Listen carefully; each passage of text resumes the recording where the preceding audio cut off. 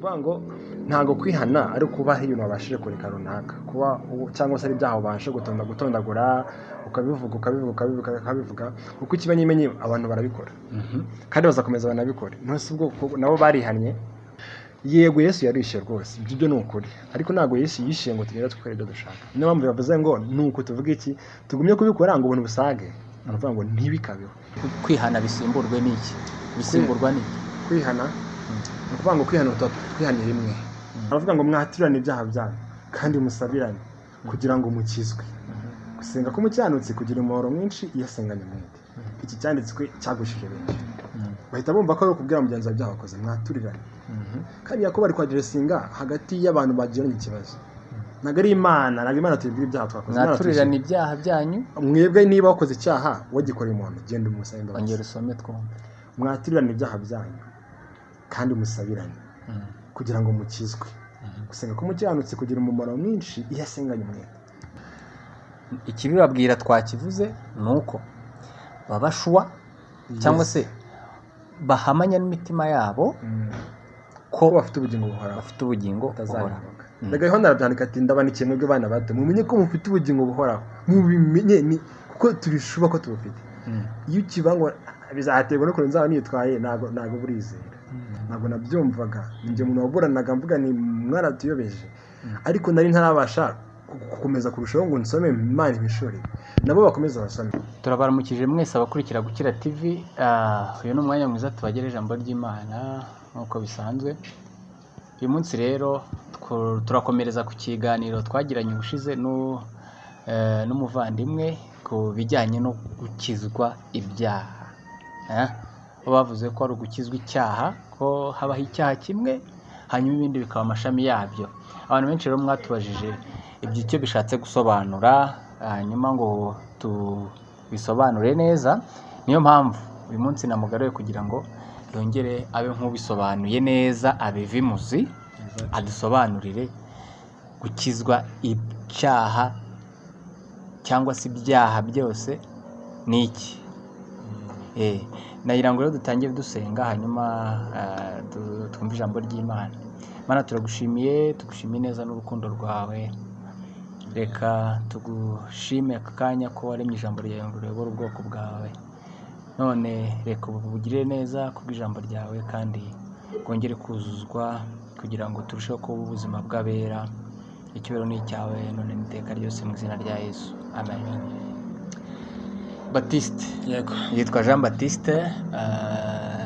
Aratangira asuhuza abadukurikiye hanyuma anatubwire kwihana ni iki. Kwihana ni gute, bikorwa gute? Ni iki bikorwa gute? Murakoze. Ndabasuje mwese abazadukurikira bazaba ari ku manywa n'aba nimugoroba. Nitwa Jean Baptiste nk'uko yabivuze bamwe batangiye bamaze kubimenyera. Ko si bwa mbere nje kuri channel yanyu ndabashima ko mwongeye kugira icyizere mukantumira. Undi jambo ry'Imana rero tuyoganira twibaza kwihana ni iki. Mbere ko wenda tuvuga definition katubanye turebe se undi aba itorero cyako twasengeraga amatorero twasengeragamo iyo bifataga gute yari abizi gute ahubwo tunasengeramo cyangwa se tunasengeramo abo bifata gute. Iyo mugiye gusenga mugiye nko mu habaye amasengesho uzarebe mukunda kubanza ngo kwiyeza ukajya ku ruhande ukabira mugenzi wawe ibyaha wakoze ukamwongorera ati natutse umugore kandi umugore wenda ntiwanamusabye imbabazi ariko kubibwira abantu basengana nakoze iki ngiki. Ibyaha nyine abantu bashobora kuba bakoreye ahantu hatandukanye ariko bakaza kubivugira mu rusengero bakabyita ko ari ibyo ngo byo kwiyeza. Natutse umuntu nibye nangiza nkaza kubibwira abantu dusengana bikitwa ko nihannye. Ibyo ntabwo biri biblical kuko tugomba kwemera ijambo ry'Imana. Ibyo ni nabyo abantu bashaka ngo sobanure neza. Okay rero tudukurikije ukuntu Bible ivuga ko kwihana ari uguhindura imitekerereze. Nkunda kwahuranya nabizi guhindura imitekerereze ndabisobanura nyuma. Kuvuga ngo ntago kwihana ari kubaho ibintu wabashije kureka runaka kuba cyangwa se ari ibyaha ubashe gutondagura ukabivuga kuko ikimenyimenyi abantu barabikora kandi bazakomeza banabikora. Ntose ubwo nabo barihannye kuko bakomeza kubikora bakomeza babatura bya byaha n'ibindi n'ibindi n'ibindi. None se nabo ubwo baba bari kwihana? Kuko Bible igitubwira ngo twere imbuto zikwiriye abihannye. Bible bigaragaje nkaho kwihana ari igikorwa maybe kiba rimwe and then ugatangira guproducing imbuto z'uko wakoze icya gikorwa. None abantu bakomeza babikora. Ubwo kwaba ari ukuri nagaruka. Bible ivuga ko kwihana ari uguhindura imitekerereze, ugahindukira ukava mu nzira mbi wari urimo ubundi ugahindukirira Imana. Bikorwa bite rero noneho neza mu buryo bwa nyabwo? Ni ukuvuga ngo kwemera ijambo ry'Imana ubundi niko kwihana. Kuko ijambo ry'Imana rivuga ko twese hatavuyemo n'umwe turi abanyabyaha, twacumuye ntitwashyikira ubwiza bw'Imana. Biri mu Baroma ibice 3 umurongo muri 10 cyangwa 20 abantu bazahasome. Twese twaraguye ntitwashyikira ubwiza bw'Imana. Inyoko umuntu yose iturutse kuri Adamu. Uko ni ukuri kw'ijambo ry'Imana. None rero twemeranyije n'Imana uko ibyo bintu ari ukuri. Nkemera ko njyewe Jean Baptiste cyangwa se nawe udukurikiye n'uwandi wari wese wavuye kuri Adamu ari umunyabyaha. Kubyemera, iyo ubyemeye nibwo ugiye gutera step yo guhindukira Imana, kuko Imana iyo ifite gahunda yo kugukiza yo kugira ngo ubashe kwiberaho ikiranukira. Ariko itarabyemera ntago ubasha kwihana, kubera ko ukomeza wumva ko kwihana ari ukuvuga bya byaha byawe. Kandi kwihana nubwo ndi imitekerereze, ukwemera ukuri kw'ijambo ry'Imana, kuko Imana ivuga ko nta numwe wayikiranukiye, nta n'uwo uzayikiranukira bimuturutsemo.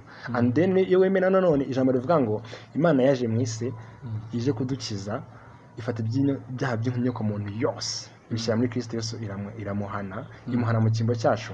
Ibyo bintu ni ukuri, ibyo ni ijambo ry'Imana. Iyo tubyemeye tukemera ko tutabasha nyine ko kwitsindishiriza, ari Imana nyine yadutsindishiriza, tuba twihanye. Hari icyo bita cheap grace cyangwa se ubuntu, sinamenye uko ubuntu buciriritse. Abantu babuzanye njye ntabwo mbizi, njye mwumva bavuga ko Imana yatubabariye, bityo ko dukwiye kugenda tugakora ibyo dushatse mu gihe Kristo yabyishyuye. Mbivuze mbikomoye ku icyo ngicyo wari utubwiye. Aho wowe si cyo waba uri kuvuga ngo tugende twikorera ibyo dushatse kuko Kristo yishyuye? Nimba atari byo urabihuza ute nuko kwihana kuba Kristo yaratubabariye?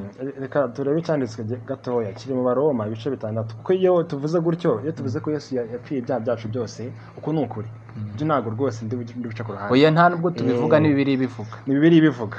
Noneho rero iby'uko umuntu yakwikorera ibyaha nabyo abantu barashaka kubitekereza, ariko reka turebe muri Bibiliya mu Baroma ibice 6 umurongo wa 1 bavuga ngo none tuvuga iki?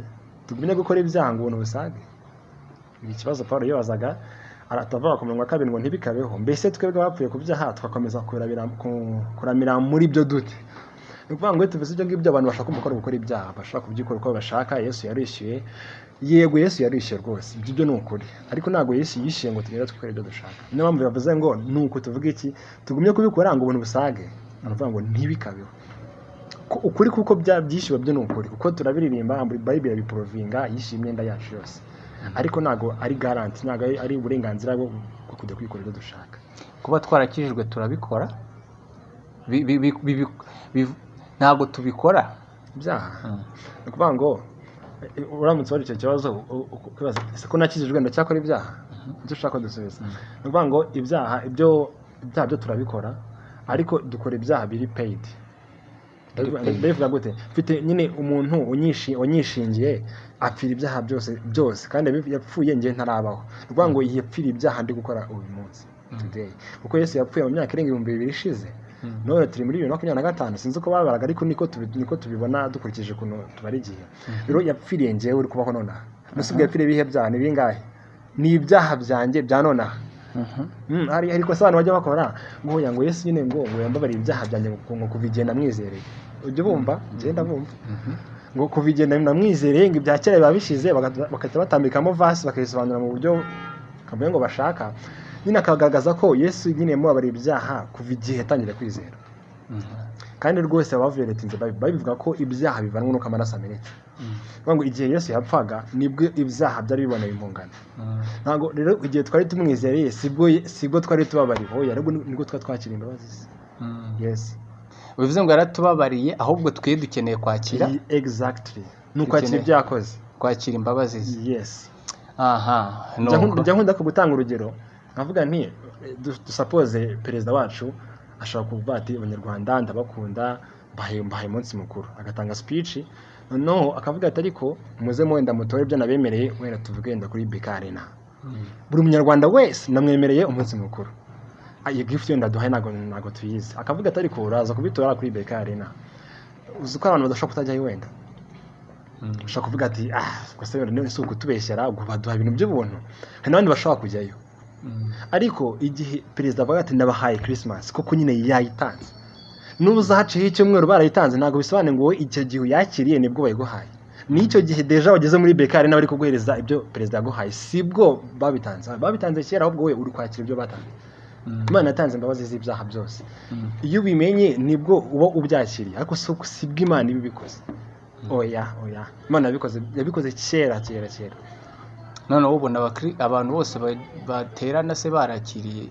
abantu bose bavuga ko bakijijwe who claim themselves to be Christians abo bantu bose baba barakijijwe koko oya kuko dufite ibimenyetso biranga umuntu wakijijwe icya mbere there is no condemnation for those who are in Christ Abaroma 8:1 nta teka bacirwa mu cyongereza bavuga from today ntabwo ari kuvuga ngo by'ahazaza yego naho harimo ariko from today nta teka bazacirwaho ni ukuvuga ngo rero niba utubwira ko wizera ukaba uri umwizera ufite imirimo myinshi ukora kuko niyo wowe ugaragaza kwizera kwawe warangiza ukaba ufite ubwoba bwo kuzarimbuka ukabukishira iteka mu mutima wawe kuba wumva uzarimbuka ni ikimenyetso simusiga ntabwo uzi ngo bimeze bizagenda bite utizera ibyo waba ukora byose waba uri umuririmbyi waba uri umuvugabutumwa waba uri pastor icyo waba uri cyo cyose niba ukishira hite kuvuga ati ntabwo nzi ko bizagenda ngo nzabwira pasiteri ngo nzamwaturira ngo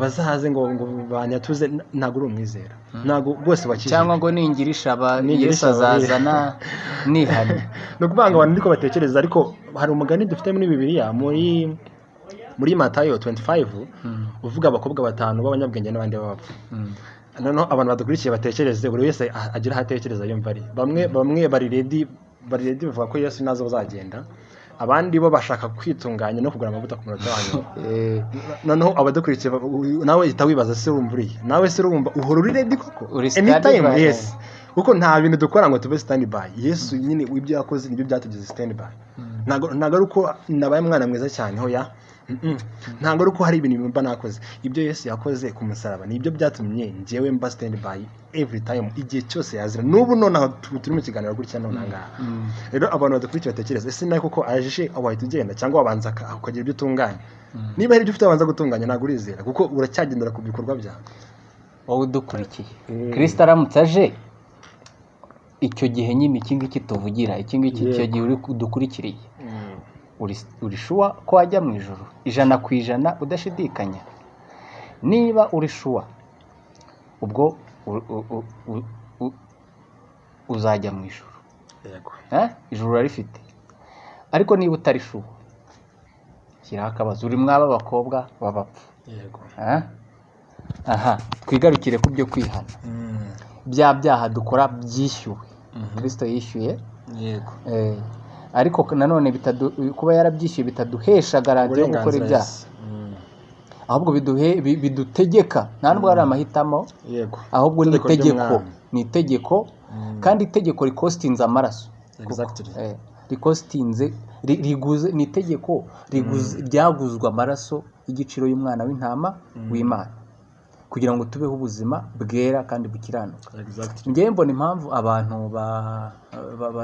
baba nk'ababicisha bugufi ahari ari uguhumwa amaso gutuma batamenya ikiri inyuma y'izo mbabazi bigatuma ahari babicisha bugufi ariko izo mbabazi twagiriwe zaguzwe amaraso atari ay'ibitungwa kera ubundi batambaga intama imfizi intama z'intungura ariko noneho nabyo babibonaga bahabye barabishakishaga byavaga mu mbaraga zabo none ubu ngubu rero ayo maraso y'umwana w'intama w'Imana niyo yatambiwe ibyo yatambwe kugira ngo twe tureke ibyaha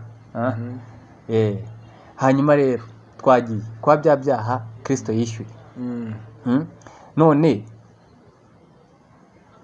kwihana bikuraho kwihana nk'ibyemewe, kwihana kuko urumva nk'abantu bagiye babyibaza, cyangwa se gusaba imbabazi ibintu no kwiyeza niko babyita. Ni ukuvuga ngo kuko niba Imana yaratubabariye kandi ibyaha byose, ubundi ubwo kwiyeza kwacu ukaba gufite umumaro.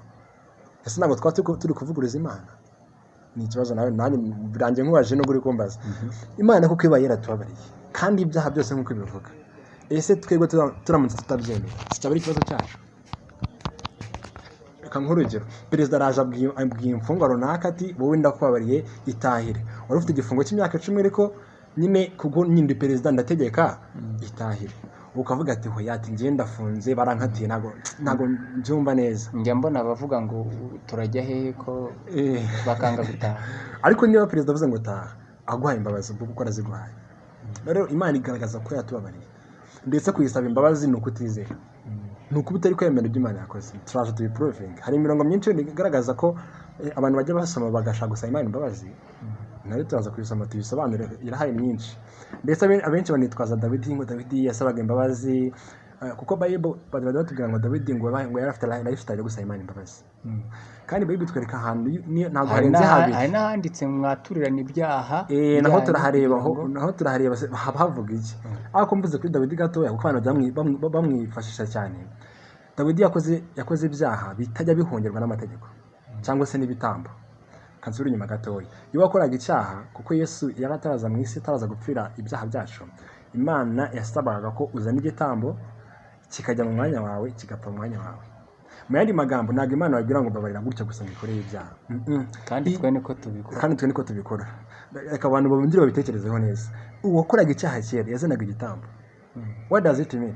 Iyo wakoze icyaha, Imana kuko barira kwawe ni nko kuvuga ati rero ntaribi wakoze icyaha ariko igihembo cy'icyaha n'urupfu kandi ngomba kucica. Imana yemera ko icyo cyaha kiba transferred kikajya ku gitambo kigapfa kuko ibihembo by'ibyaha ni urupfu, and then ugasigara uri safe, nibwo ugasigara uri free, nibwo wabariwe. Nibyo byitwa kubabarirwa.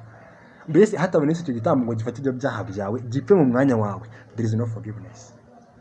Ibyo n'abantu babitekereza. None Dawidi rero yakoze ibyaha bitajya bihongerwa kuko hari ibyaha dufite mu bazabisome mu barebe niho biri. Hari ibyaha bitajyaga bihongerwa n'ibitambo. Kwica, Imana yategetse ko bagutera amabuye nawe. Gusambana the same way. Hari n'umugore wasambanye bashaka kumutera amabuye, barabize ni story abantu baba bazi. Hari ibyaha ni nka bitatu no kwica isabato kirimo. Hari n'ikindi cya kane ntari kwibuka neza, ni ibyaha bigera nko kuri 4 uwakoraga kabuda kuyimbabazi, nta n'igitambo kindi ukwiye gupfa. No Dawidi yakoze ibyo byaha bibiri cyarimo. Wumve kuntu yakoze ibintu biteye yarasambanya aranica. No Dawidi yisanze nta kindi gitambo, nta kindi kintu yakorera Imana bw'Imana Imana ati Imana have mercy on me. Muri iki ibitambo no byishimira. Yaranabivuza muri Zaburi ya 51 abantu babisome barebe. Yaravuze ati ibitambo nuko utabyishimira mba mbiguhaye. Nakoze ibyaha biri too much ku buryo nta n'igitambo naguhereza ngo ubashe no kumbabarira. Nose bigenda biti have mercy on me. Zira nagari imbabazi kuvuga ngo forgive me gutya nyine biri simple. Nko bati Dawidi hishiriwe Kristo kuko yarazi Yesu uzaza agapfira ibyaha by'abari mu isi. Noneho turaje tubibone ni Imana yamuhaye imbabazi ziri credit. Ntabwo Imana yapfuye kuvuga ngo ngiratore gutya. Impamvu Imana yihangane icyaha cya Dawidi nuko yari ikizeri buzagihanire muri Yesu Kristo. Bible turaje tubisoma nuko yari buzagihanire muri Yesu. Ntabwo gupfa kubabarira gutya gusa. Dawidi rero ni impamvu nyine yabuze ikintu akorera Imana avuga ati have mercy on me. Ibitambo no byishimira mbiguhaye. Uzenga Imana yishimiye kwizera kwa Dawidi. Kwizera Dawidi nawe yishingikirije ku kwizera. Wenda kugira ngo tubiprovinge neza mu Baroma 4 haravuga ngo mu Baroma 4 dusome nko ku murongo wenda wa 5 cyangwa wa 6 nkuko Dawidi nawe yari amahirwe y'umuntu uw'Imana ibaraho gucyanuka atabihishijwe n'imirimo, ati hahirwa ababarirwa ibicumuro byabo kandi ibyaha byabo bigatwikirwa. Umurongo wa 8 uteye ubwoba, hahirwa umuntu witeka atazabara icyaha. Uyu ni Pawulo ukotinze ibyo Dawidi yizeraga. Dawidi nyine nawe yakoze ibyo byaha, yizeraga ko azaza Yesu akaza mu isi kwishyiraho ibyaha by'abari mu isi bose. None rero yashakaga nyine kuba Imana iri bumurebere muri Yesu, kambivuga gutya. Mbese yizeraga ko nawe ari we perfect bitewe na Yesu, kuko yavuze ibitambo ntabwo byishimira, kandi kuko Imana yabivuze ati ntabwo ibi byaha bihongerwa n'ibitambo. Avuga ati have mercy on me. Hari undi murongo turibuze gusoma hano mu Baroma ibintu biranditse kandi turabivuga turabiririmba ariko ugasanga abantu ntabwo tubaye nk'abatabizi ahubwo twigumiye hagati na hagati turavuga tuti aya ni amayobera tubwira uwo murongo ndawubonye uri mu Baroma 3:25 haravuga ngo niba Imana yashyizeho kuba impongano y'uwizera amaraso ye kugira ngo yerekane gukiranuka kwayo kwayiteye kwirengagiza ibyaha byakozwe mbere y'icyo gihe bw'Imana yabyanganiraga. Muri make baravuze ngo Yesu niwe Imana yashyizeho kuba impongano y'uwizera amaraso ye. Noneho byatumye Imana ngo bitera kwirengagiza ibyaha byakozwe mbere. Muri make ntabwo Imana dushaka tukavuga ngo ntabwo Imana yababariye ibyaha kuko yari ibizi ko izabihanira muri Yesu. Muri make yabaga ikugiriye faveri ikavuga ati reka iki cyaro wakoze rero ukwiye gupfa we Dawidi, reka ne gutuma upfa kuko n'undi nzagihanira muri Yesu. Nibyo Imana yakoraga. Yaba ariyo mpamvu na Eliya yagiye mu ijuru bose abagiye mu ijuru bose cyangwa se Bibiliya ivuga bagiye mu ijuru. Yes, ni kubwo kwizera. Ubwo ibyaha byabo byari bifite impongano muri Yesu uzaza akabipfira kandi bari baramwizeye. Nuko twagiye dureka ntabwo arasobanura neza kwihana tubireke kwihana ku muntu wizera. Kwihana sinzi nenda ubundi busobanuro abihereza. Kwihana kambivuge neza, kambivuge njye kuno nihana. Njyewe njya kwihana nari nzi ko ndi umwana mwiza first of all, ariko nari nzi ko ndi umwana mwiza ntakurikije ijambo ry'Imana, nari nkurikije imitekerereze yanjye n'ibyo banyigishaga. Noneho rero nasomye ijambo ry'Imana rinyereka ko ndi umunyabyaha from scratch, mvuye kuri Adamu nta n'ikintu nakora ngo nyiranukire Imana. Ibyo rero bibukuririye kuko ijambo ry'Imana ni ryo kuri. Iyo twemeye ukuri kw'ijambo ry'Imana nibwo tuba mbese kanze mbere nabisome muri Yohana wa mbere bado banahifashisha cyane. Yohana wa mbere igice cya mbere 8 aravuga ngo nituvuga ko ari nta cyaha dufite tuba twishutse ukuri kuba kutari muri twe, ariko nitwatuye ibyaha byacu niyo yo kwizerwa kandi cyanukira kutubabara ibyaha byacu byose no kutwezaho gukiranirwa kose. Ino verse abantu barikoresha cyane bashaka gusaba Imana imbabazi. Bajya bayikoresha cyane kandi bavuga ngo nabizera, ariko nureba neza basanga Yohana abantu ajya kubandikira uhereye hejuru bazabisome barebe abari kotinga abantu batarizera ababwira ati wahozeho kera Yesu twaramubonye ashaka bakumvika ngo nyine mbese atume nabo bajoininga akababwira ati rero nituramuka tuvuze ko nta cyaha dufite, abwira abo bantu kuko ni abantu bafite indi mitekerereze utamenya, ababwira ko bagomba kwemera ko ari abanyabyaha kuko bihera mu kwemera. Uko utemera ko uri umunyabyaha kandi ku rwego Imana ibivugaho ntabwo wabasha gukira, nta mukiranutsi ubaho. Muri make utemeye ko uri umunyabyaha ntabwo wabasha gukira kandi ku rwego Imana ibivugaho. Utanemeye ko urwaye ntabwo wavurwa ubundi ntabwo wavurwa, wakwirirwa ujya kwa muganga wapfira mu rugo. Abantu rero bazi ko uburwayi barwaye bashobora no kubwikiza. Bazi ko bashobora kubwikiza, ariko tugomba kuramya n'ijambo ry'Imana ko turi abanyabyaha ndetse twavukiye no mu byaha. Muri Yesaya barabivuga henshi, na Zaburi na Dawidi aravuga ati navukiye mu byaha niyo mama yambyariye. Iyo declaration y'uko uri umunyabyaha kandi nta kindi kintu wabikoraho ngo wikize. Kera habagaho kwihana, umuntu akihana akatura ibyaha byose. Ntabwo ari kera n'ubu hari abakibikora, birakorwa rwose, ukabyatura byose ukagera aho uvuga ngo n'ibindi byose nibagiwe. Imana ibimbabarire, sibyo? Ubwo bivuze ngo nawe ubwawe wiyemereye ko hari ibyo utibuka. Yego, ubu byemera kuko ntabwo wabivuga utabyemera. Urumva hari n'ibindi ushobora kuba warakoze wibagiwe, wakoze nka kera se cyangwa se wakoze mu kanya utibuka. Bishatse kuvuga bimpurize, ariko ikibazo ntabwo ari ukuri, ibyo ntabwo ari ukuri. Kubera ko nidusoma mu Baroma mu Baheburayo 9:22 haravuga ngo hatamenetse amaraso ntihaba kubabarirwa ibyaha. Icyamwa mu murongo abantu bakawusoma bakawumva bazawusome. Abaheburayo 9:22 hatabayeho kumeneka kw'amaraso ntihashobora kuboneka imbabazi z'ibyaha. Ni ukuvuga ngo tekereza iyo uri mu cyumba cy'amasengesho uri gusenga abwira Imana imbabarira urondora ibyaha, utekereza ko nta maraso amenetse, nta mbabazi ubonye ntazo, kuko imbabazi ziraboneka kuko amaraso amenetse. That's why na kera bajyanaga ibitambo kuko icyo gihe igitambo cyapfaga mu mwanya wawe kigapfira ibyaha wakoze. Ibihembo by'ibyaha ni urupfu. Niba nta gitambo gipfuye there is no forgiveness. Subira rero ni ibinyoma. bisimburwe n'iki? Bisimburwe n'iki? Twebwe abera. Abera kuko Bibiliya ni kuvuga na Paulo niko yandikiraga itorero akabwira ngo abera bibunaka. Abera kubw'umusaraba ku bwa Kristo. Ibyo kwihana bisimburwe n'iki? Bisimburwa n'iki? Kwihana ni ukuvuga ngo kwihana twihaniye rimwe, ni rimwe gusa tujya kwakira Yesu. Twihaniye rimwe gusa tujya kwakira ngo tubwire Imana ati ntabwo twabishobora, noneho turemeye twizeye Yesu wazanye mu isi, ubu tubaye intungane mu maso yawe. Kuva icyo gihe nahise mbi intungane mu maso y'Imana, ndi perfect, nta kizinga na kimwe, niko Abakolosayi batubwira, nta kizinga na kimwe dufite. None rero bivuze ngo hari ibyo wakoze ngo byakwanduje ukaba ushaka kongera kubigira ngo witunganye, waba utari kwemera ko wogejwe, hanyuma se ko kuba wabikoze erega ahantu bibera byinshi, ko nasomye muri comments, ahantu bibera byinshi nuko yego yarabitwogeje, yego none turabikora, none kwihana ntacyo bisobanuye. Kwihana kwatura mbese kwiyeza ntago bifite agaciro, nta gaciro na kamwe bifite. Hanyuma sasa ibyo dukora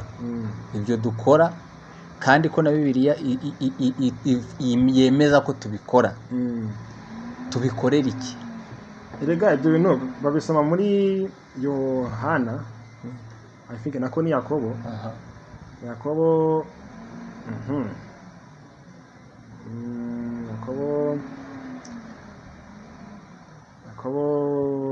5:16 haravuga ngo mwatirane ibyaha byanyu kandi musabirane kugira ngo mukizwe. Gusenga k'umukiranutsi kugira umuhoro mwinshi iyo asenganye umwete. Iki cyanditswe cyagushije benshi, bahita bumva ko ari ukubwira mugenzi wawe ibyaha wakoze, mwaturirane. Kandi Yakobo ari kwaderesinga hagati y'abantu bagiranye ikibazo, ntabwo ari Imana tubibwira ibyaha twakoze. Mwaturirane ibyaha byanyu, mwebwe niba wakoze icyaha wagikoreye umuntu, genda umusabe imbabazi. Ongera usome twumve. Mwaturirane ibyaha byanyu kandi musabirane kugira ngo mukizwe. Gusenga k'umukiranutsi kugira umumaro mwinshi iyo asenganye umwete. Ukuvuga ngo bazasome mu Cyongereza niho biryoshye cyane, niho harimo meaning nziza. Haravuze ngo confess your sin one to each other so that you can be healed. Iryo jambo ryashakaga gusa, not forgiven, ntabwo ari forgiven, ni healed. Nta nubwo ari save, ni healed.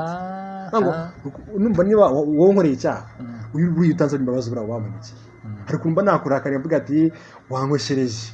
Iyo ukansaba imbabazi rero buriya hari ukuntu mba mpirinze, nyine nkumva turakomeje. Nibyo Yakobo yari kwaderesinga, ntabwo ari kubwira Imana, kuko Imana yamaze gutanga imbabazi. Kandi nubwo Imana bayibwira ibyaha, ahubwo Imana bayizana igitambo gisimbura ibyo, nyine ngo gipfe mu mwanya wacu.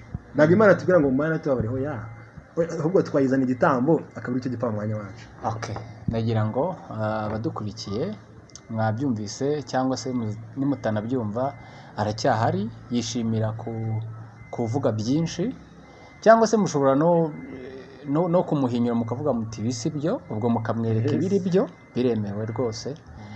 Ariko nagira ngo ukurikije ijambo ry'Imana uhe conclusion cyangwa se umwanzuro itorero abera bibunaka kuko ibi bizagera kure. Nagira ngo uhereze itorero umwanzuro. Okay, murakoze. Ubwo rero umwanzuro ukamere ku batarizera cyangwa se abatarumva ubutumwa bwiza ngo babwizire, babe aligned with them. Uvuga ngo bakwiye kwizera Yesu kandi bakakira imbabazi z'Imana, nuko uzakira bakazakira imbabazi Imana yatanze. Ikibibabwira twakivuze nuko babashwa cyangwa se bahamanya n'imitima yabo ko bafite ubugingo buhoraho. Ndaga Yohana arabyandika ati ndabanikiye mwebwe bana bato, mumenye ko mufite ubugingo buhoraho, mubimenye kuko turishuba ko tubufite. Iyo ukibango bizaterwa no kurenza nzaba nitwaye, ntago burizera. None rero bakandi bakomeze banasome cyane, kuko natwe tujya kubyizera ntago ruvuga ngo dufite ubwenge bwinshi, aho n'ubuntu twagiriwe, ariko twanone twabitinzemo, twarabisomye cyane, kuko nanjye ndi abantu bagoranye cyane buriya, ntago nabyumvaga. Njye umuntu waburanaga mvuga ni mwaratuyobeje, ariko nari ntarabasha gukomeza kurushaho ngo nsome Imana imishuri. Nabo bakomeza basome. Kubizera sasa, kubizera bo niba uvuga ngo usaba Imana imbabazi kandi uvuga ko wizeye, ntabwo waba wizeye. Wizeye iki se? Kuko twe twizeye Yesu wadukuye ibyaha byacu byose, ibyo twakoze, iby'ubu n'ibyo hazaza. kandi Yesu already yapfuye twebwe dukurikije ukuntu Yesu yapfuye mu gihe tutari twakabayeho twebwe bivuga ngo ibyaha byacu byose no byari biri future kuri we. So rero iyo uvuze ngo usaba Imana imbabazi ngo ibyo wakoze ngo birakwanduza ngo wanduje ikanzu yawe bisobanuye ngo ari n'ibyo wakora ukaba perfect imbere y'Imana.